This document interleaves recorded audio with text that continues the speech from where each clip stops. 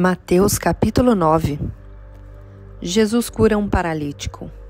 Entrando Jesus num barco, atravessou o mar e foi para sua cidade. Alguns homens trouxeram-lhe um paralítico deitado em sua maca. Vendo a fé que eles tinham, Jesus disse ao paralítico: "Tenha bom ânimo, filho, e os seus pecados estão perdoados." Diante disso, alguns mestres da lei disseram a si mesmos: "Este homem está blasfemando." Conhecendo Jesus seus pensamentos, disse-lhes: "Por que vocês pensam maldosamente em seu coração? Que é mais fácil dizer: os seus pecados estão perdoados, ou levante-se e ande? Mas para que vocês saibam que o Filho do Homem tem na terra autoridade para perdoar pecados, disse ao paralítico: levante-se, pegue a sua maca e vai para casa. Ele se levantou e foi.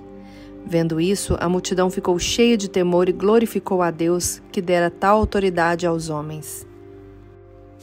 O chamado de Mateus. Saindo, Jesus viu um homem chamado Mateus sentado na coletoria e disse-lhe: "Siga-me." Mateus levantou-se e o seguiu. Estando Jesus em casa, foram comer com ele e seus discípulos muitos publicanos e pecadores. Vendo isso, os fariseus perguntaram aos discípulos dele: "Por que o mestre de vocês come com publicanos e pecadores?" Ouvindo isso, Jesus disse: "Não são os que têm saúde que precisam de médico, mas sim os doentes. Vão aprender o que significa isso. Desejo misericórdia, não sacrifícios, pois eu não vim chamar justos, mas pecadores." Jesus é interrogado acerca do jejum. Então, os discípulos de João vieram perguntar-lhe: "Por que nós e os fariseus jejuamos, mas os teus discípulos não?" Jesus respondeu: "Como podem os convidados do noivo ficar de luto enquanto o noivo está com eles? Virão dias quando o noivo lhes será tirado, então jejuarão. Ninguém põe remendo de pano novo em roupa velha, pois o remendo forçará a roupa, tornando pior o rasgo. Nem se põe vinho novo em vasilha de couro velha.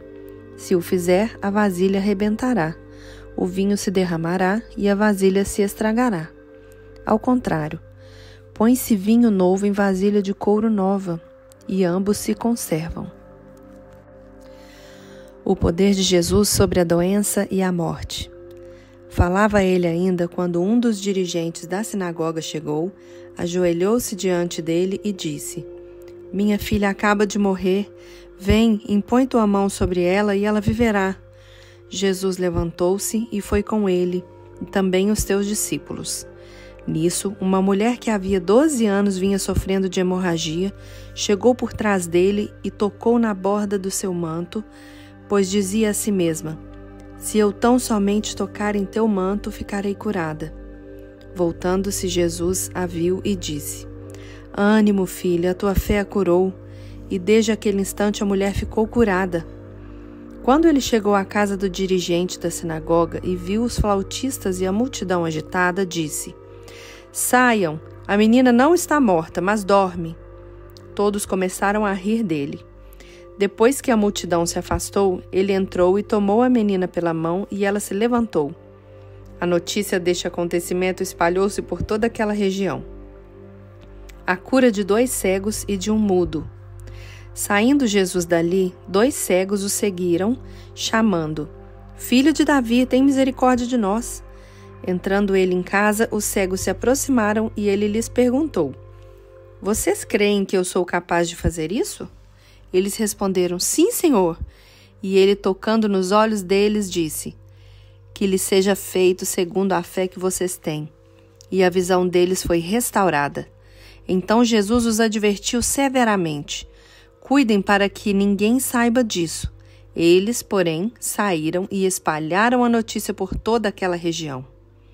Enquanto eles se retiravam, foi levado a Jesus um homem endemoniado que não podia falar. Quando o demônio foi expulso, o mudo começou a falar. A multidão ficou admirada e disse: "Nunca se viu nada parecido em Israel." Mas os fariseus diziam: "É pelo príncipe dos demônios que ele expulsa demônios." Poucos são os trabalhadores. Jesus ia passando por todas as cidades e povoados, ensinando nas sinagogas, pregando as boas novas do reino e curando todas as enfermidades e doenças. Ao ver as multidões, teve compaixão delas, porque estavam aflitas e desamparadas como ovelhas sem pastor. Então disse aos seus discípulos: A colheita é grande, mas os trabalhadores são poucos. Peçam, pois, ao Senhor da colheita que envie trabalhadores para a sua colheita.